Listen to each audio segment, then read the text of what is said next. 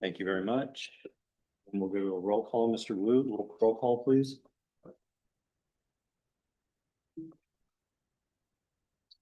Commissioner French, Present. Happy birthday, America.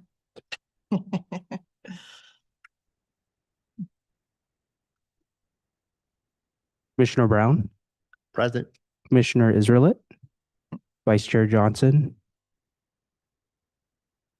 and Chair Martos. Here.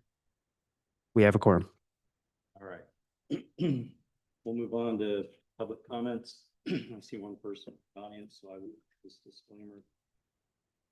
The members of the public may speak on any item that's not on the agenda. Members of the public wishing to suggest an item for a future commission agenda may do so during the public comment period. The Ralph M. Brown Act, state local agency, open meeting law prohibits the commission from any matter that's not on the agenda. Mr. Evans, would you like to speak about anything that's not on the agenda? Okay, thank you very much. So I will close public comment. We'll move on to item 5A, which is the Burlington Safety Action Plan, known as Vision Zero. Mr. Thank you, Chair Martos. As you know, we've discussed this item last month. I'm sorry. When we're going back through it, we'll try to wrap it up tonight. And so with that, we have another presentation for you, as well as turning it over to Director Lamb first to make some introductory statements. Very good. All right. We have a presentation. We have I think a few little technical difficulties going on, so I will do a little dance up here until we're ready to go.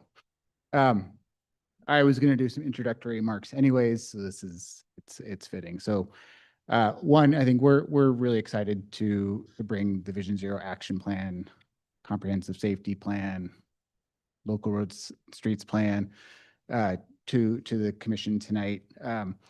This plan reflects more than 18 months of analysis, coordination, and collaboration. Its development was informed by crash and safety data, technical analysis, and extensive community outreach. We've provided multiple updates to both the commission, the city council, as well as engaging a technical advisory committee and a community advisory committee. This plan establishes the city's long-term vision and framework for transportation safety. It identifies priority strategies and projects that the city can take on to improve safety. And it serves as a guiding policy document. And I just want to clarify, what that is versus maybe say like a master plan, right? There is so much data, so many new modes of transportation coming online, these last few years, so much emerging technology. There are so many things kind of available to the city, to staff to focus on. And this document really did that overall analysis and gives us kind of the strategic vision of where we should be spending our time to make the most impact, because there's too many things out there for us to do everything. So this is a policy document that gives us that direction. And then, the implementation is kind of the next step, where we're going to, if we want to look at lowering speed limits, we can focus on that. I mean, of course, we have projects that come out of it. There's capital projects, but there's a lot more than just the capital projects. Like I said, this it serves as multiple things. I list the Comprehensive Safety Action Plan, the Local Roads Safety Plan. Those are all types of plans that are required for different types of grants that we might want to go after in the future. And by incorporating like all the elements of what those plans require into a single document, we check the boxes of this document satisfying whatever grant applications we're going for in the future. So that's why it has multiple names on it. Vision Zero is kind of a branding thing that got really popular 10-15 years ago. So it has multiple names. It covers multiple kind of document types that the city needs to be effective.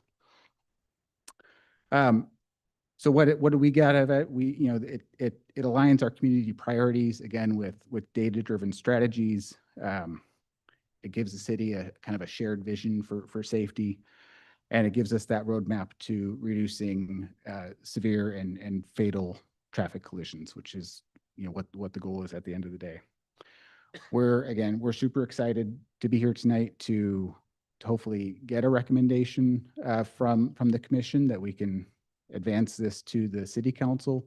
We're targeting the August 17th date for city council. I think what we want to hear from the commission tonight, what you think of the plan. If we're pretty close, we think we can probably get there with a motion but do these things, right? So we can do that. If we really need to come back to another commission meeting, we can talk about what those next steps would be. With that, I'm going to hand it over to Dana from Fair and Peers to give kind of a presentation of the plan as a whole. I also want to give there was a lot of people involved in this project from multiple departments in the city, but one person wrangling them all and making sure that we got this plan to you tonight. So I also want to give kudos to Michael Sy for being the project manager on this. So. Thank you, Chris. Correct. Yes, my name is Dana Weissman. Yeah, thank you. Great. So as Chris mentioned in this presentation, I'll share more about the safety action plan and the process that we took to develop it. The safety action plan aligns community priorities, data-driven strategies, and city decision-making around a shared safety vision to eliminate severe injury and fatal collisions on Burlingame's roadways. It provides a clear roadmap for the city to achieve this vision by identifying priority strategies and projects. And the Safety Action Plan is a planning document. It's intended to guide city policy and investment decisions, and it really enables future implementation by identifying needs, setting priorities, and positioning the city for funding opportunities. It is important to note that the Safety Action Plan is not an implementation plan.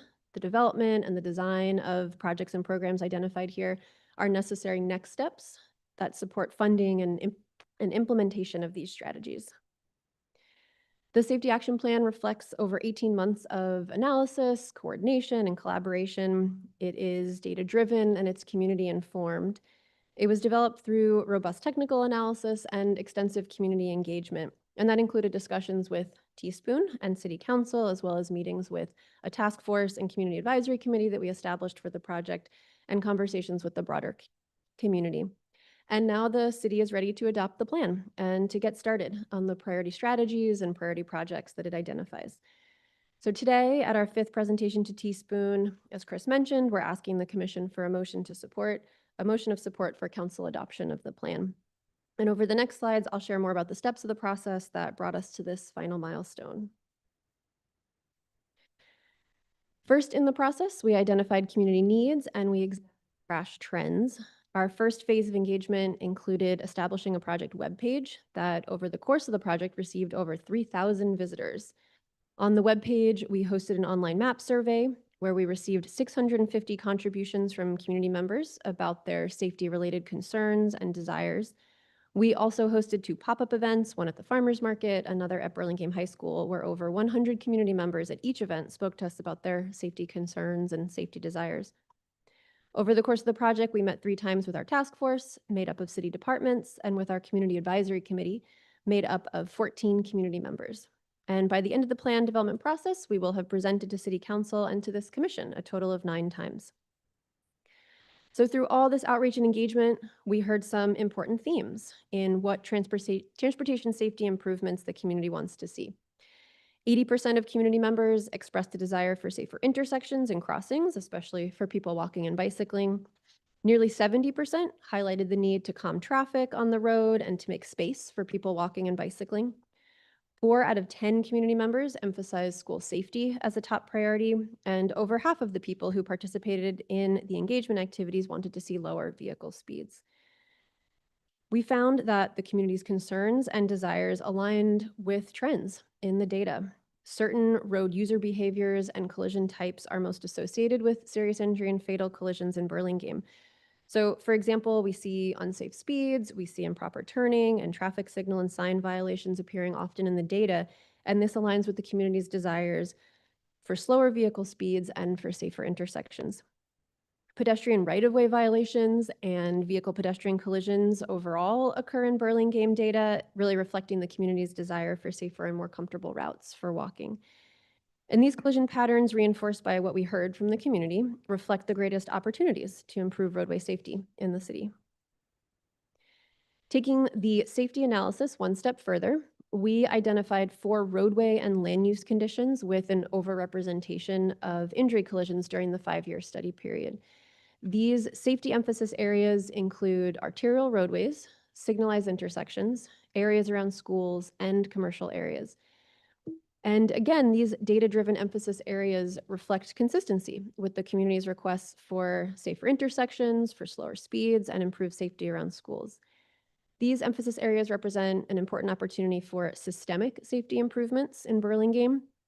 So even if a specific location on these maps has not experienced a reported collision, places with these characteristics have a higher potential for collisions, and they would benefit from proactive safety improvements. The high injury network pulls together the collision analysis by highlighting a subset of roadways with the greatest opportunity for safety enhancements. And like in many cities, a small percentage of Burlingame roadways account for most serious injury and fatal collisions. In Burlingame, the high injury network accounts for nearly 20% of the city's road network and 80% of serious injury and fatal collisions.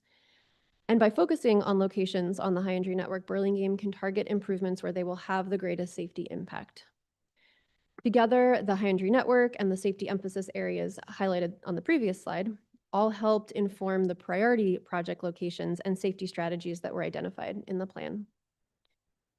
And that moves us from understanding to action.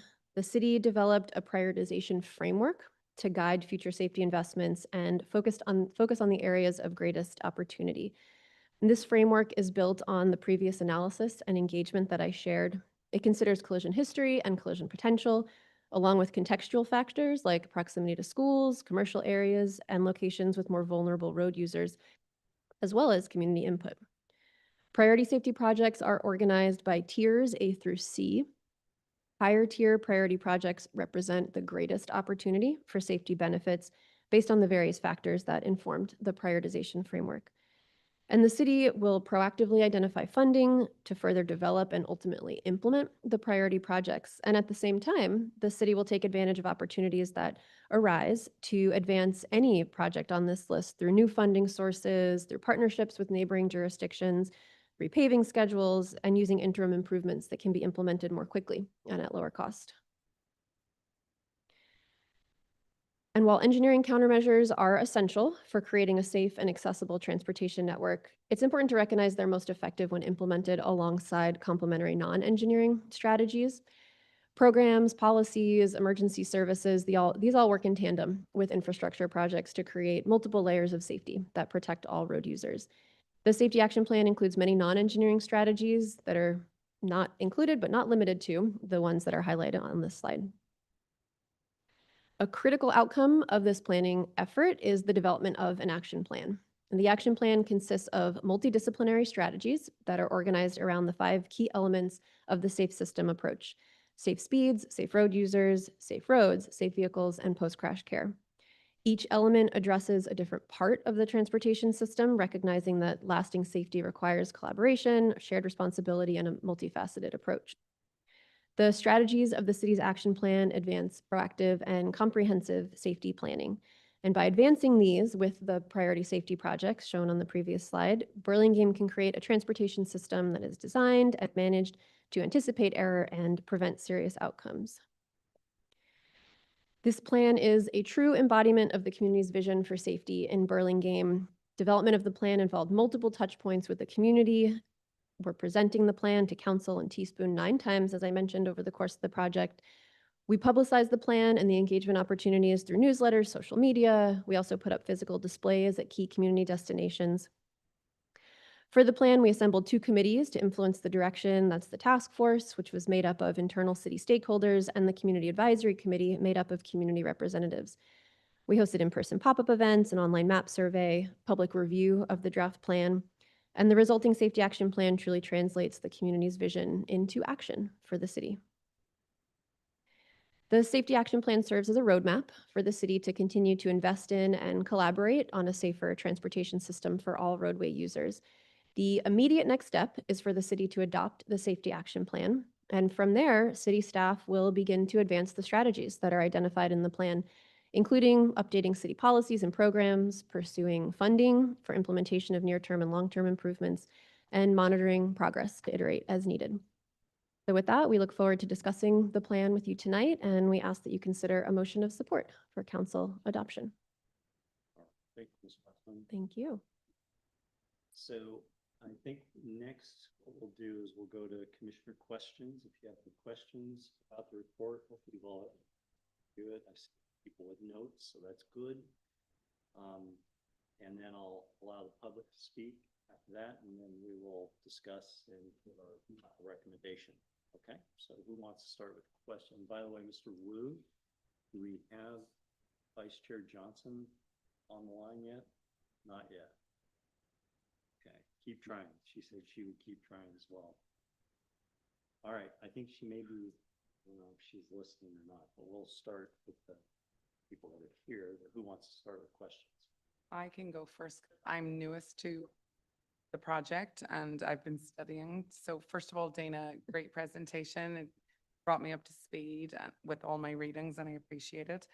Can I ask what year you put forward the data? Was this just last year, like right before I joined the commission, or how old is this data that you're considering? Yeah, the data that we looked at for the study, it was from a 5-year period from 2020 to 2024. And when we initiated the project in 2025, that was the most recent, those were the most recent that was the most recent 5-year period of data that we had access to. Yeah. Thank you. Yeah. The reason I ask it is I know technology proliferates to a point where none of us can keep up, but I work in automotive driving. And so, you know, our roads have seen, I guess Waymo wasn't even on the roads in 2020. I think 2021 is when they were established. I work for Zoox. They're just commercializing this year. So I just wondered, was any consideration given to the safety around autonomous vehicles within this study?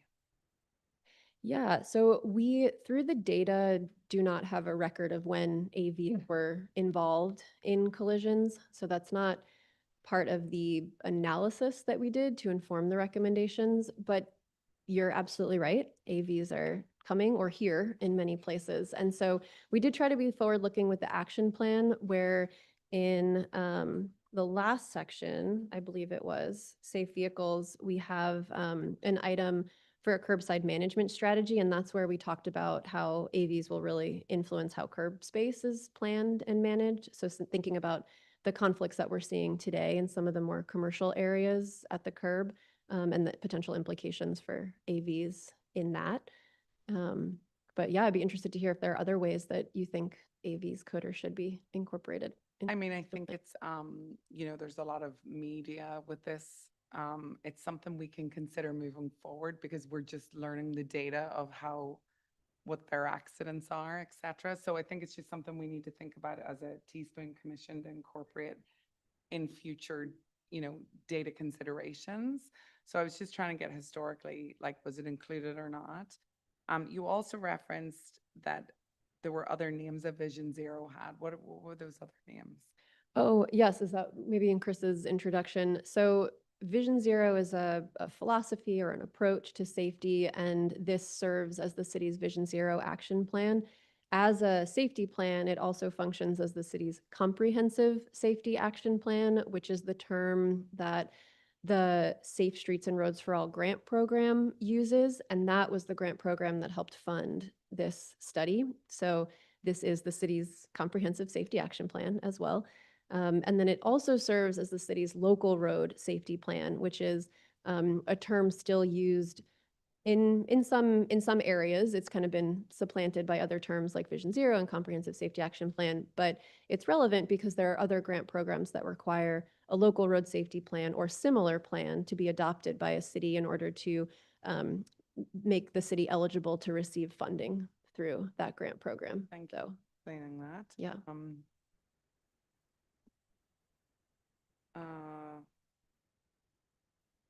Yeah, I think those were all of my questions, so appreciate you. Thank Yeah. you. Great questions. Thank you. Thank you, Commissioner French, Commissioner Israel, Commissioner Brown. I had a question. Okay.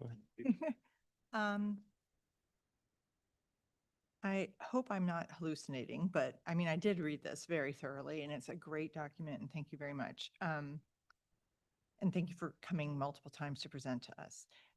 There was something in the document about double parking and am I correct? There was something about, Yeah. Okay, so I do remember that. I think that's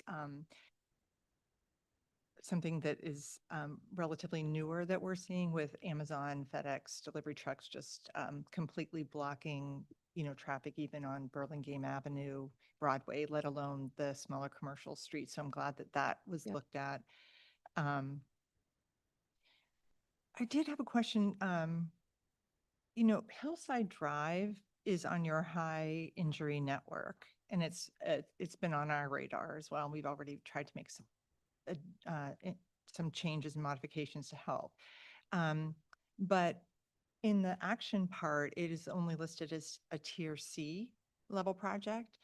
And yet Carmelita doesn't show up at all in the high injury network, and that's listed as a more priority as a tier B. And that doesn't seem quite right to me.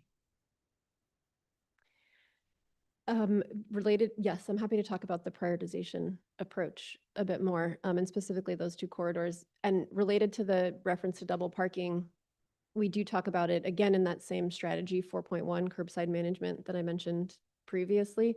That did come up especially in our community advisory committee conversations where we had representatives of the business districts, and they shared that that's becoming an increasing concern. And so that's a big reason why we built this curbside management strategy into the plan to try to help kind of address what they're seeing there. I think it's helpful to have, like, that you have mentioned it, to put it on the radar so that Great. it's a thing that shows up as something that we will hopefully eventually address.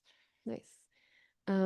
Yeah, so let me talk about the prioritization approach a bit. So I do have a slide which is taken from a graphic in the plan that identifies how the prioritization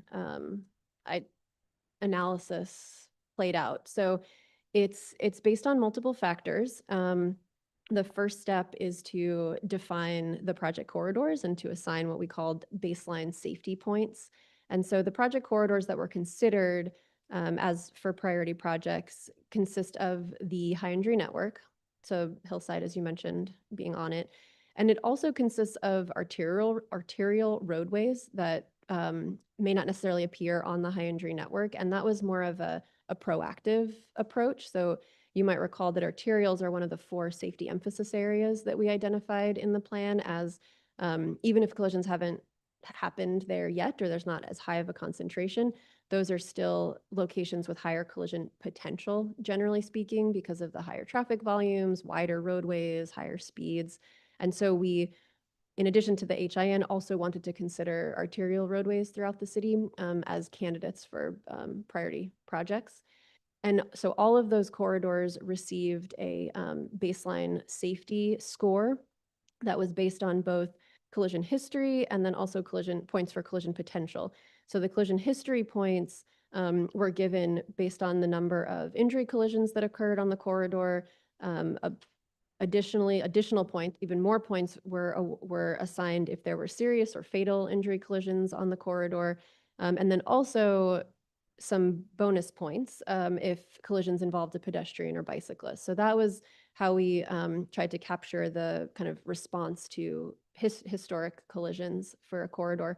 But then roadways also received additional points if they had particularly high vehicle volumes, high vehicle speeds, or were wide roadways, because those were identified as more like risk factors So that was more thinking about collision potential, baking that in. So that was all of those factors came together to assign baseline safety points for a corridor.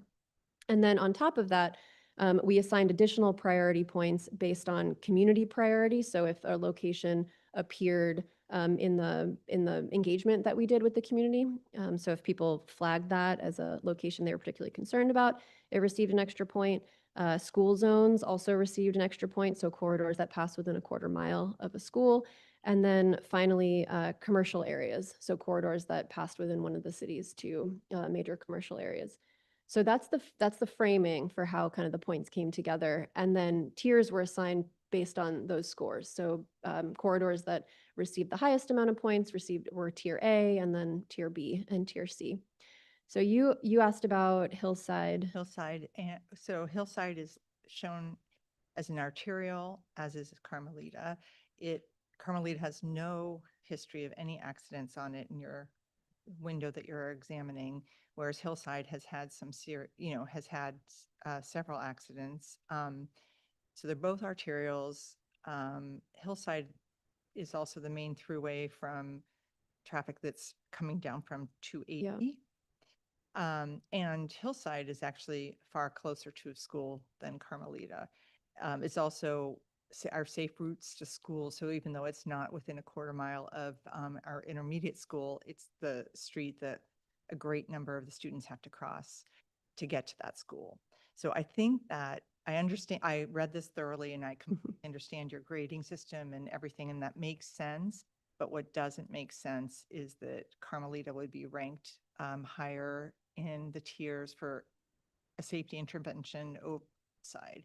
So that is, to me, that's a concern, especially given that a lot of patients, respondents said that school safety was, like I think you said 40% said school safety was their most important thing. So we have two schools that cross that section of Hillside. Yeah, you're absolutely right. Hillside did receive a point for being in a school zone, and Carmelita did not. That's consistent with what we had in the analysis. They both were flagged as community priorities, so they both received bonus points for that. But I think the main driver is probably the collision history, so the baseline safety points. You noted that. What I have here from the analysis is that Hillside saw 12 total injury collisions during the time period. So we're talking about Hillside between El Camino and Alvarado. Yes. So it's about like a 3/4 mile stretch of roadway. And then Carmelita, here, what I'm seeing is that it had 15 injury collisions during that same time period. Oh, that's weird. And it's only a 0.3 mile stretch, so the concentration ended up being a lot higher. I'm Yeah. sorry, it didn't. No, that's a high injury network for some reason. If you look at it, this shows no accidents on it. So it might just be a mistake in our slide. Yeah, I can take a look at that. I don't have in front of me the calculations that went into the high injury network necessarily, but yeah, I can take a look at why that didn't actually make it on Okay, the if you can high injury network. check the data. I mean, Yeah. if it's 15 and it's just not showing up, then, Yeah. that may explain it. I think that's it.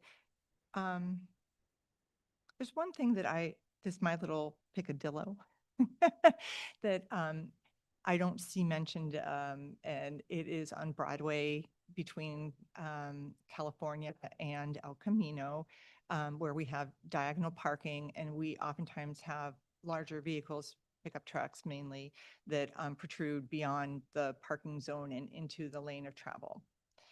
Is that something that Vision Zero would consider? Is that something you could add, or is it too late? Do you mean adding, like considering it as a something to address through Yeah, so safety like efforts? Have your Broadway action, Yeah. suggestions for Broadway specifically, that stretch. And it might not have been something that would normally be something you would be looking at. But I'm just concerned because there's a huge number of cars to get onto 101. It's a Yeah. major artery.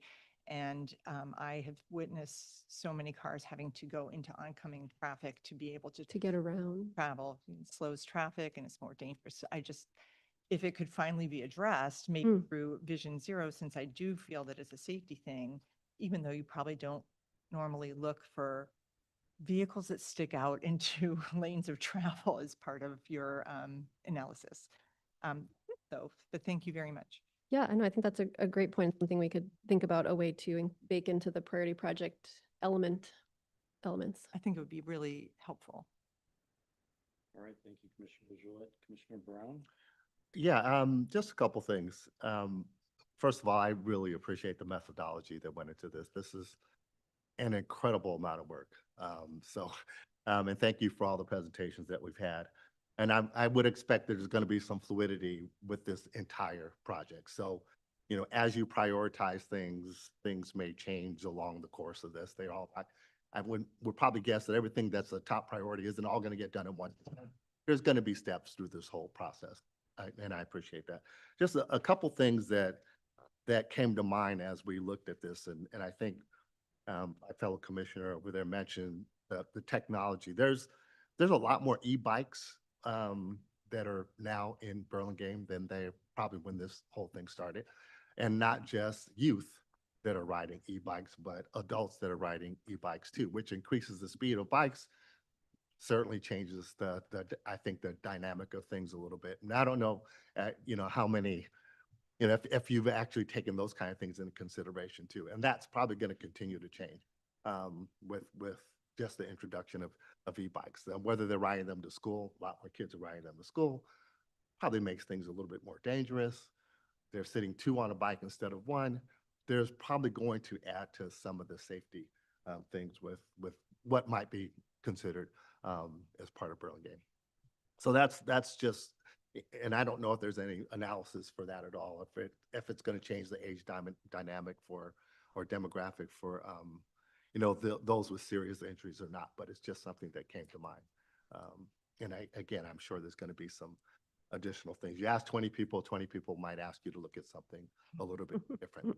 I clearly understand. The other things that I just came to mind was DoorDash, Instacart parking, driving.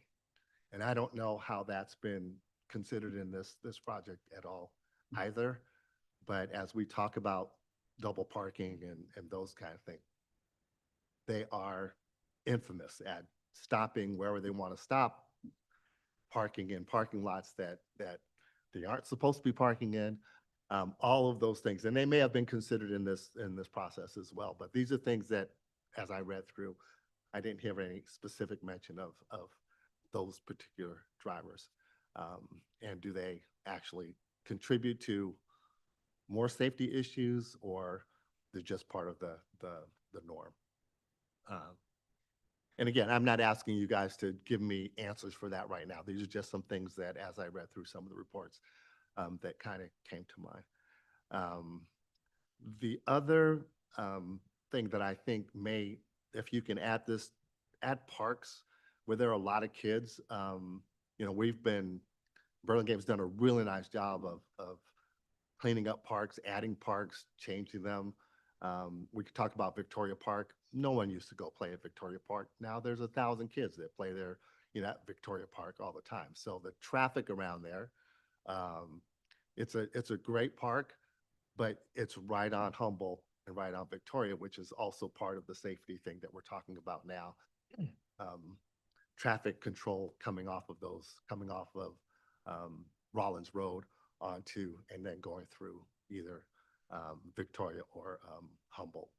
So those, if you can add parks, I really do think it'd be great to, if we can, where we identify those parks, kids at play or something that actually is visual, that we can start identifying parks as well as schools and slowing the traffic around the park as well.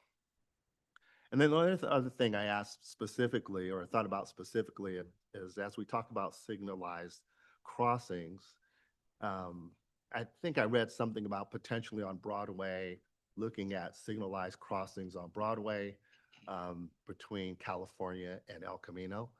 I don't think there's one there at this point at all. No signal on Broadway when you go from California to El Camino. Correct me if I'm wrong. And only one on Burlingame Avenue. So Burlingame Avenue, that light, sometimes it takes you 3 times to get through the light. Anyway, I don't know if there's a difference in traffic patterns or accidents on Burlingame Avenue with the one signalized light versus Broadway with signalized lights. Might be something that we might want to consider before we add signalized crossings, because signalized crossings is where a lot of accidents happen, according to the information that we've been provided. So it's just those little things. And again, you're going to talk to 20 people. 20 people are going to give you 20 different ideas. I just gave you 6, so 20 people will give you, 1,000 different ideas. But anyway, just something to I think take into consideration. So those are the things that I have, and I have to tell you, I think the amount of time that's been spent on this, the amount of energy that's been spent on this process. Sure, there's going to be things missed. Sure, there's going to be, some variance in what we all think about. But as a guiding document, I believe is what we're going to call it. I think it's a great guidance going forward and how we can look at Burlingame and the safety and traffic patterns in Burlingame. So thank you. All right, thank you, Commissioner Brown. Does Vice Chair Johnson have audio? Yeah, can you guys hear me? I apologize for the remote location, but the bunting to celebrate our 250-year anniversary is quite beautiful online. So whoever decorated, nice job. Chair, did you want me to make some general comments? Is that where we are? I was a little bit delayed in getting in. Yeah, now, Commissioner Johnson, we're asking questions, and then I'm going to open up to the public, and then we'll go back to comments and recommendations. So did you have any questions? I don't have any questions at this point. And I'm having a hard time hearing you, Chair. Okay. And my volume's all the way up, so I'm not sure if it's a mic issue. Speakers have been low. Not just you. They should all be on. So I don't know if my mic is on. They should all be on. They all Okay. are. Okay, I don't have a light. Yeah, whoever just spoke, I could hear, and I could hear the other commissioners just fine. All right. Should there be a light? Oh, perfect. Okay, now I can hear you, John. Is that better? Yes, thank you, sir. Can you hear me now? I can hear you now. Must be glitchy. All right. So no questions. Is that correct? No, not at this point. All right. Ms. Wiseman, I just had a question about priority. In the roadmap, there's sections 1, 2, 3, and 4, and there's items highlighted in blue. Is that the top priority recommendation of the first phase of this? Is that the way I read that? Yeah, that's Okay. right. We called them early wins in the plan. These really came out of conversations with all of you and council and the community, the strategies, the programs that kept kind of coming to the top and that there were a lot of questions about and enthusiasm for. We wanted to kind of spotlight those in the plan and think of them as early wins that the city can start with right away. Okay. Yeah, because some of them, even though they're not highlighted in blue, they say near term. Still near term. But I'm assuming that the ones that are highlighted in blue and say near term are probably the top priority. Am I assuming correctly? Yeah. Okay. The timeline reflects not just kind of the priority of making it happen quickly, but the ease of making it happen. And so Yeah. things are just more straightforward and can be implemented sooner. And so that gives them a near-term timeline, even if they may not be as kind of high of a priority in everyone's mind or front of mind. Okay. Okay. And Mr. Wong, maybe this next question is for you. So this is a extremely comprehensive plan, and I thank you very much, Ms. Wiseman, for the thorough job that you did here. This is one of the most comprehensive plans I've seen, outside of maybe the general plan for the city. So I really thank you for that. This is going to do a lot for our city, I think, as we start implementing this. But Mr. Wong, uh, there's a lot here. And so as engineering moves into design and implementation, will we see a lot of the more detailed subsets of these projects, maybe many projects in here going forward? Or is this the last time we'll see it and it'll just go off and be implemented without us having any say? Sure. Through Chair, the process will be just like we've done with the bike Okay. master plan. The capital improvement projects will come back to you when when we get grant funding for it, or when the city can find funding for itself. Okay. It will come back at a basic level. Okay, very good, very good. Okay, I don't have any other questions, Ms. Wiseman. Thank you. Do you want to turn it over to Mr. Evans? Did you have anything that you wanted to say at this point? Okay. And just for the record, at the podium, just give us your name. If you want to give us your address too, that's fine. Yeah, I'm Jim Evans, 1917 Devereaux, Burlingame. Excellent plan, following the city government for a long time, and I've never seen anything like this. It's very comprehensive, very well done. One of the things that's reflected here is that speed is one of the major concerns in Burlingame, and the plan has outlaid various measures to calm that stuff. But one of the most basic ways to control speed is improved speeding enforcement. And the city does have the use of LADAR. Many of the traffic officers are trained in that. But it's my understanding, and I'll direct this to Public Works Department, that before they can use LADAR, a certain street has to be approved for that. Is that the case? Through Chair? Yeah, I don't know. Go ahead. Yes, it is. Okay. And so are there a lot of streets in Burlingame that are approved to use, for the police to use the LADAR, or? I believe it's about 30 or 40 streets. Really? Okay, okay. Well, that's something that can be done pretty quickly if we're talking about reducing speeds and that sort of thing. That the immediate enforcement by the police using radar is a good thing that can be done without a lot of additional costs. So I'd like to make note of that. That's the main thing. All right, thank you, Mr. Evans. Appreciate that. All right, commissioners, so I'll close. Oh, I do want to go back. Commissioner French had one more question. 2 questions. 2 questions for Ms. Wiseman.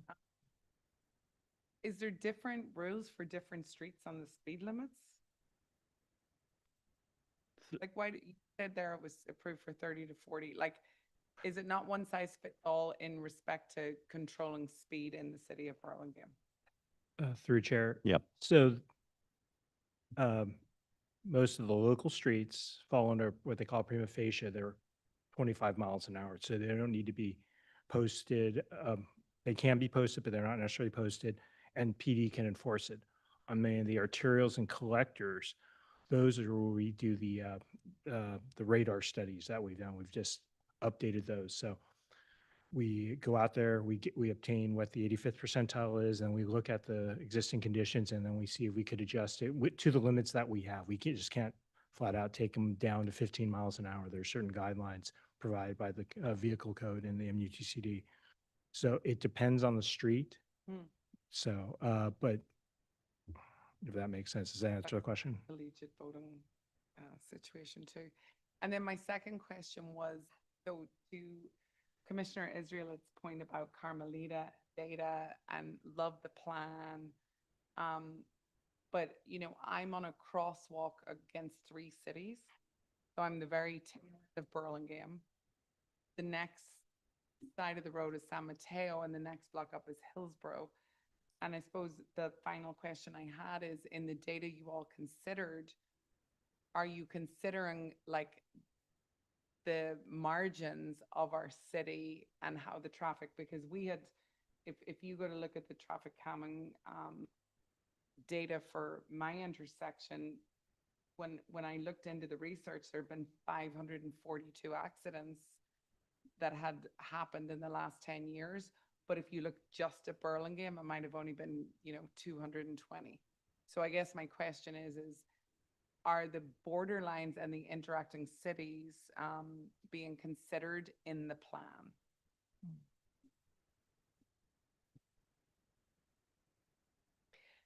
I think the short answer is yes to your question. A few of those key corridors on the border are roadways like Murchison and Peninsula, and those pop up in the data analysis and also in community feedback, like what you're providing. And those are corridors that the city is already coordinating on with the neighboring jurisdictions. So those are part of the city of Burlingame, Burlingame's roadway network. So they are included in the analysis and identified for improvement and particularly for opportunities for collaboration, which often makes them more competitive for funding and more compelling projects to pursue. That's awesome. Yeah. Good to know. Thank you. Commissioner Israeli, go ahead. This is just a follow-up question, sorry, from the Carmelita, when we were talking about Yeah. Hillside. When I go to, I guess it's page 11 of the report that showed, Yeah. accidents, there's nothing on Carmelita between El Camino and California. So, I mean, Yeah, no, I appreciate you flagging that because I was looking back at the HIN as well as we were talking about it. And part of what might be happening there, collisions at the intersections are attributed to Carmelita. And when we kind of reviewed the network to develop the HIN, we felt that those collisions didn't quite capture a high collision concentration on Carmelita as much as they captured high collision concentrations at at Carmelita's intersections with El Camino and California. And so through that kind of science plus art process, I think Carmelita was determined not to be a good candidate for the high injury network. And then when we, I guess, went through the process to identify and kind of count collisions for the prioritization, those collisions were attributed to Carmelita and ended up being kind of counted as part of calculation. okay. But that, I mean, that's why it struck me. Yeah, no, that makes sense. Thanks for flagging that. Okay, Commissioner Brown, anything else? No. Nope, question wise. Mr. Wu, how will we know if Commissioner Johnson wants to speak? She'll raise her hand virtually or something? Okay. Okay, sure he spoke. All right, cool. Ms. Weissman, I did have one more question for you. Mr. Evans made me think of something.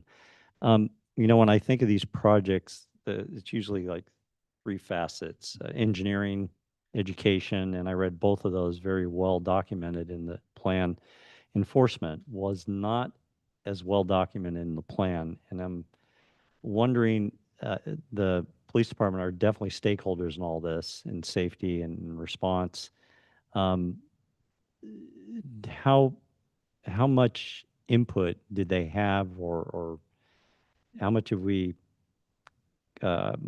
reached out to them, to see how much they can provide as far as enforcement? And I understand our our police department is limited on staff, but if we do believe that more enforcement would be very helpful, then as it goes to council, they're the ones that can say, we agree also, and we want to add some funding in the next year's budget or something to either add another police officer or more traffic, automated traffic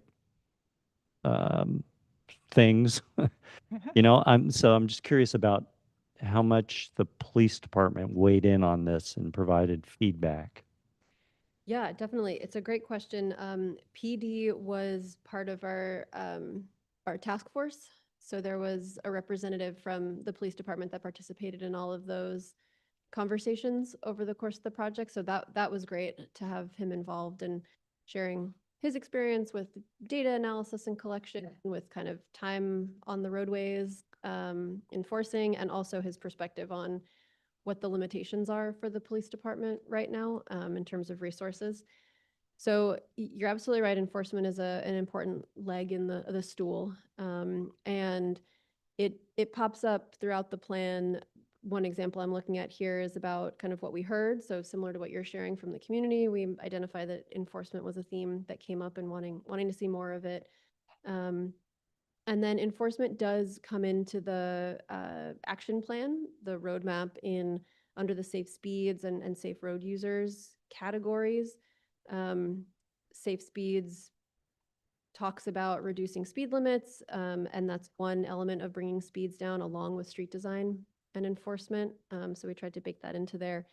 And then like you noted, we do have an action item around automated enforcement, 1.3. Mhm. And that talks about opportunities for automated enforcement that help reduce the burden on the police department to kind of to complement their efforts while reducing the resources required by them. But there is an item also in the second section of the action plan 2.3, which is targeted enforcement, and that one is specifically about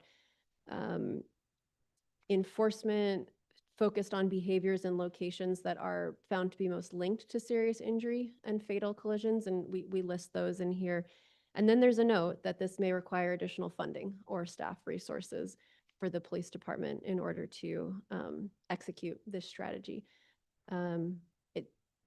It's in there. It's not, it's not huge or highlighted, I guess I would say, so it doesn't stand out, but we are trying to recognize, and actually the police department also reviewed the action plan. I should note, they reviewed the plan and specifically these strategies to identify whether they were supportive of their roles indicated here, since they pop up a lot in the lead and mostly in the support role for the different strategies. So they did weigh in, and I think it was from their suggestion that they noted, well, we really need to acknowledge that accomplishing this strategy for targeted enforcement may require and likely will require additional resources for them. Is enforcement tier A, B, or C?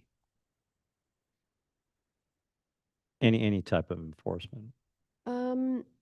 I'm not sure that we didn't categorize the non-infrastructure Okay. strategies as tier A, B, or Okay. B. That was just the infrastructure Okay. projects.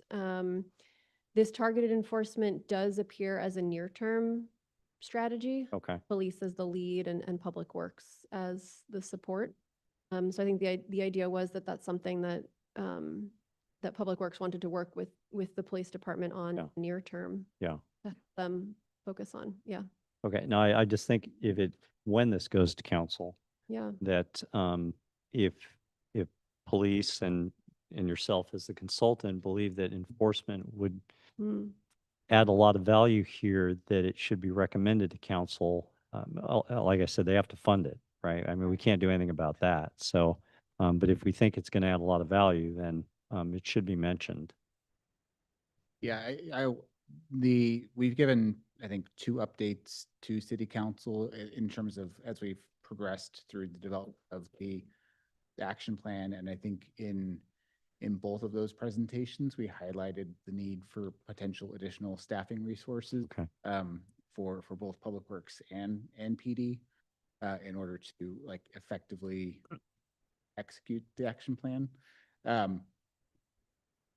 I mean, it absolutely, if that's one of the recommendations from the commission, we can take that as part of the motion to the city council. We did just pass the current budget a couple weeks ago for the upcoming fiscal year. So it may be something also that we want to have conversations with PD, especially around some of the speed limit changes in terms of how, I think that is a priority for council on speed limits. And that's one of the discussions I think we can probably engage with city council as public works and PD together, saying, hey, we know this is a priority for you. This is what it takes to effectively do that, right? We don't want to lower speeds all over town and not do anything about people that aren't complying. Yes, So, exactly. yeah. Okay. Okay, very good. And I see Commissioner Johnson's hand is up. Yeah, it is. We're still in question mode. It dawned on me. First of all, I should say I'm just really thrilled that this has come together in such a comprehensive way. I know that we have other planning documents guiding our decision making, and I'm curious as to how this relates to. I know that the bike safety plan informed probably some of this as well. I know that that is still a plan that that informs different priorities. Does one plan supersede another? Um, does, for instance, the 101 corridor work that's being done across the county, if they have a project coming up, how does that relate to shifting priorities in Vision Zero? I'm sure a matter of some of it might be funding, but I'm curious from how you guys think about the structure of these different inputs into how we prioritize. Is Vision Zero the overall umbrella, or is there something, something else that we should take into account when we think about that? I think there hopefully is a lot of synergy between all the different plans. It's probably inevitable that there is probably some conflicting information between the two. And I think even, we recognized, or, comments from commissioners recognized that some of the recommendations that we had carried forward from the bike and ped master plan into this one, didn't really make sense. And so we've cleaned those up, and now we do have two documents that don't match. I think that's okay, right? We're not ever, I think, solely just blindly following a plan, right? When a project comes along, like Mr. Wong mentioned, we're gonna come back to the commission with the projects for further review and analysis. In terms of priorities or one superseding the other, they're all, all the plans have their own goals. They may have slightly different priorities based off of what those goals and those plans are.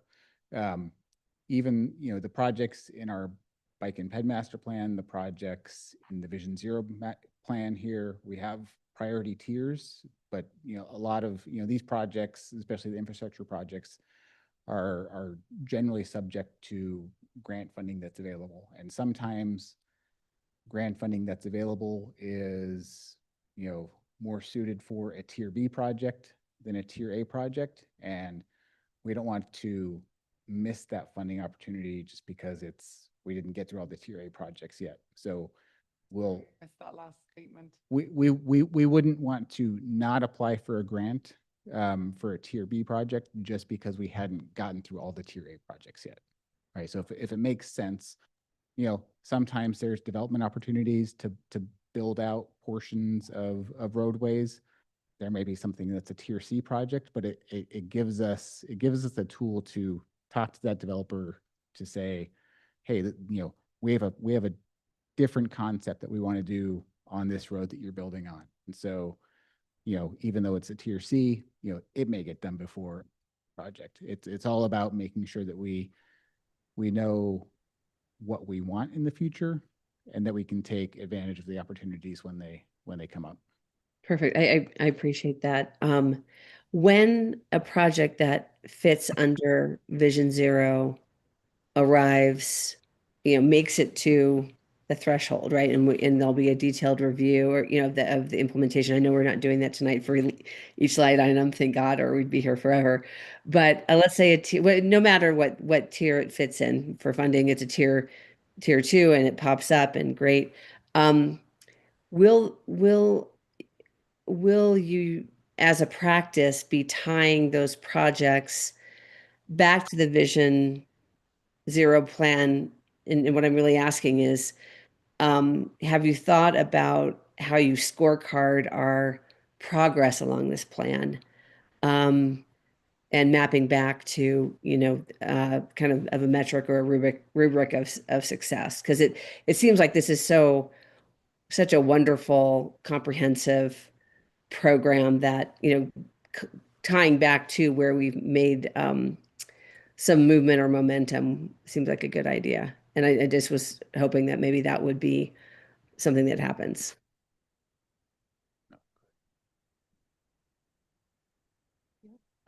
So there's a tool that we're developing for city staff to use internally for now that includes all of the data and analysis that we've done as part of this effort. And it's an interactive web map. So they can engage with the collision data.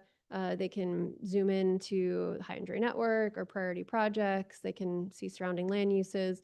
And then the idea is that on some periodic basis, in partnership with the police department, the collision records would get updated and new information would be brought into the web map. So it's an ongoing living tool for the city to use as they kind of assess changes over time and evaluate progress on the elements of the plan.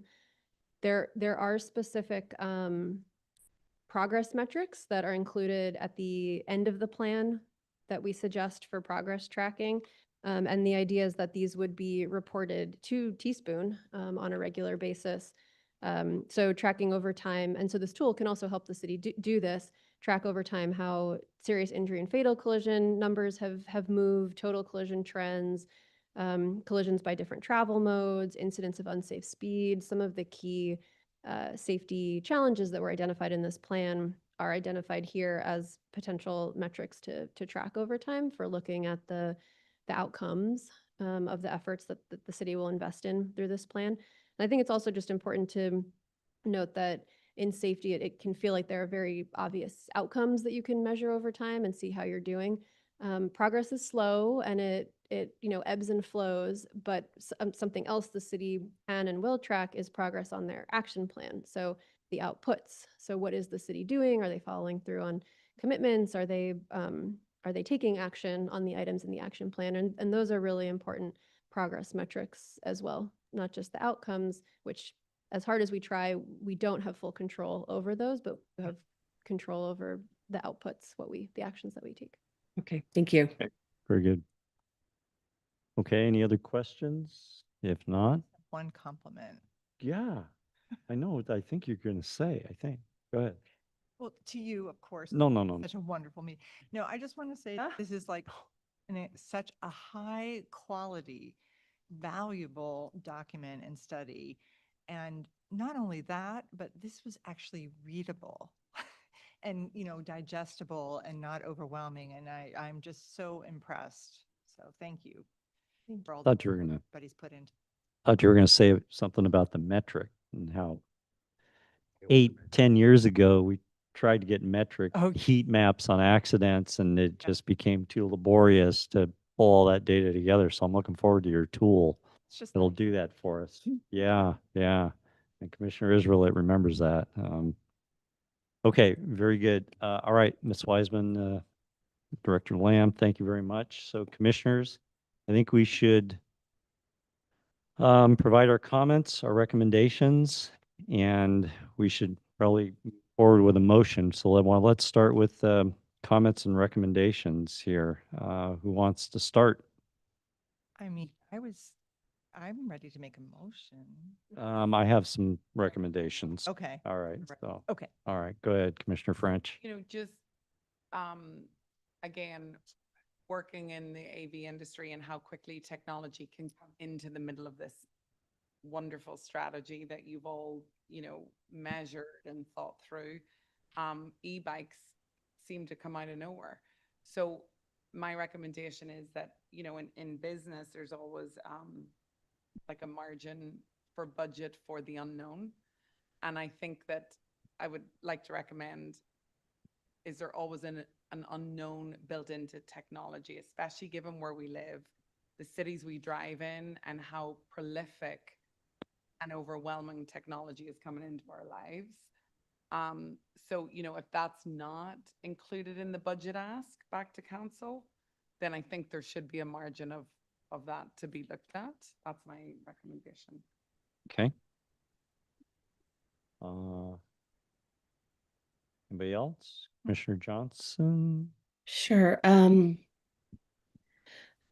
I know that, yes, this is amazing. I would say the one thing that I noted on page 41.3.1, the Vision Zero program coordinator, having been through some training with Mr. Wong around accelerated mobility and ways of organizing. And you guys all know that I'm really big on communications. Given the momentum around this, given the thoroughness and comprehensiveness of this plan, I would love to see the first line item, a blue, and given priority, I know budget and resources and staffing as dependent, I'm sure. I don't know all the ins and outs of that, but I do think someone really championing this. I know you all are as professionals and driving this initiative. I know there are folks in the room that have been leading this. But it says that if that doesn't exist today, I really do hope that can happen, because I do think really someone holding this and driving it as an initiative is will help us accelerate. I guess Mr. Wong and I both know the importance of the acceleration part of this, and I think that staffing component is important. Other than that, I don't have much more. Okay. All right. Thank you, Commissioner Johnson. And Ms. Wiseman, I did have a couple of recommendations, I thought. Well, first of all, Commissioner Israelit wanted to rank Hillside to a Tier A type project. Whether we demote Carmelita to Tier B or leave it as Tier A, I think is kind of irrelevant, but I think the main thing was Hillside as a Tier A, and I agree with you. Or tier. A lot of children cross that street. Yes. Yes. So and Commissioner Johnson lives in that area as well. But there were a couple things on the, and speed, I think, is a really important thing, that we need to reduce speed. But there was a couple areas that I think we didn't do enough in the report, and those are around schools and in our downtown areas, Broadway in particular, and the downtown Burlingame Avenue area, in my opinion, should be 15 miles an hour. A while back, while I was on this commission, the speed limits around schools were 25, and this commission recommended 15. And I'll tell you, the difference between 25 and 15 is a big deal. It really makes a big difference. With the congestion and the amount of people in those areas, I think 15 is warranted. The other streets, I thought, when I looked at this, I thought, well, make the ones that are 20, 25 so we're consistent, and the ones that are 35, 30 if you want to keep them at 30. But I really feel strongly about, in our downtown areas where there's so many people and so much congestion, many people crossing the streets and around school during school time, that the speed limits should be recommended to be 15. So that is one suggestion I would have for this report. And that may be an implementation detail when we get there. I think the general idea is to reduce speed, which I'm in agreement with. And I think, let's see.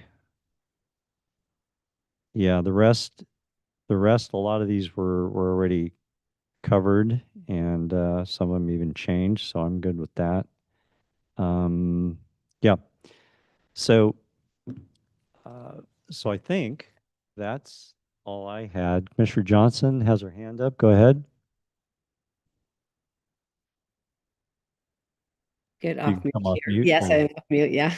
I just happened to notice when you were talking about speeds, and top of the list was Adeline, I believe, which I'm really glad that you guys have noted that. It's a really problematic corridor, and even if it may not meet, the collision numbers, I think everyone's aware that there is ongoing pressure on that street, especially as Mercy continues to develop and may so in the future. So besides the speed limit, there might be some other implications on Adeline that, I know this can't be future forward. You can't predict for what's going to happen or not happen in a given neighborhood, but I am glad to see that Adeline made the list there. I don't have a recommendation for changing it other than just noting it and noting that it may get further attention moving forward.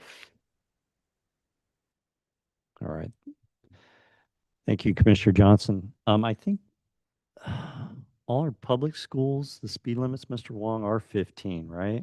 I don't know about our parochial schools, if we reduce those speed limits. Through the chair, Yeah. parochial schools too. The only school that does not have a 15-mile-an-hour is Franklin, because it's on Truesdale, which is Yeah, yeah. multi, On- more than one lane, Yeah, 25. because it's on Truesdale. Truesdale has multiple lanes. We're not able. Yeah, yeah, Street yeah, Cranberry is down. yeah. Odd. It's So then I guess my recommendation would be in the downtown areas, I'm recommending 15 as opposed to what they're currently at 25. All right, so we have a very well-written document in front of us that I think we've had plenty of time to digest, ask a lot of questions about. And again, this is a planning document. Plans can change, and plans often do change. This commission will have an opportunity to review any design projects that go forward from this plan. So this isn't one and done. We'll likely going to be able to see a lot of this again in the future. So I want to entertain a motion for approval with or without changes to this. Does someone want to make such a motion? Commissioner Israelit? Okay, I move that we approve or support whatever words we're supposed to use. This plan is presented with the addition that we strongly recommend to City Council that priority and budget be considered or dedicated to police enforcement of the new speeds. Okay. Is there a second? A second. Okay. my third that You motion. third that. You only have a That's, second. But we can take your vote. All right. So I was gonna say, I on the for. floor, the motion on the floor is to accept the plan with a addition of emphasizing additional funding for enforcement, whether that be police officers or other types of enforcement. And that's what we're recommending for the council. So, Mr. Wu, can we have a roll call vote, please? Yes.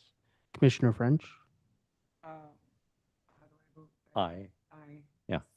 Commissioner Brown, Aye. Commissioner Israelit, Aye. Vice Chair Johnson, Aye. and Chair Martos. Aye. All right, motion carries 5-0. Ms. Wiseman, thank you. Mr. Sy, thank you very much. And Director Lamb, you have your document. You can take it to council as soon as they get back from vacation. Mr. Wong, thank you. Mr. Evans, thank you for being here. And I think You're not is allowed to have champagne in. Done, told me this would go to 10 o'clock. no, not when I've got the gavel. One, just I'm- make sure. I'm one other- I'm headed downstairs for champagne. All right, all right. Thanks, Russ. Bar. Thank you, Mr. Evans. Have a good evening. Thank you. we Good do night. have Good night. our regularly scheduled meeting next week, just Yes, Yes. we do. special meeting, just. Bob. Yes, we do. wanna let- Champagne and. Yes, we do. Yeah. Yes, we do. All right, so everyone, I'll call this meeting adjourned. Have a great 4th of July weekend. Happy 250 years to our great country. Yeah, looks great there. Bye, guys. Bye.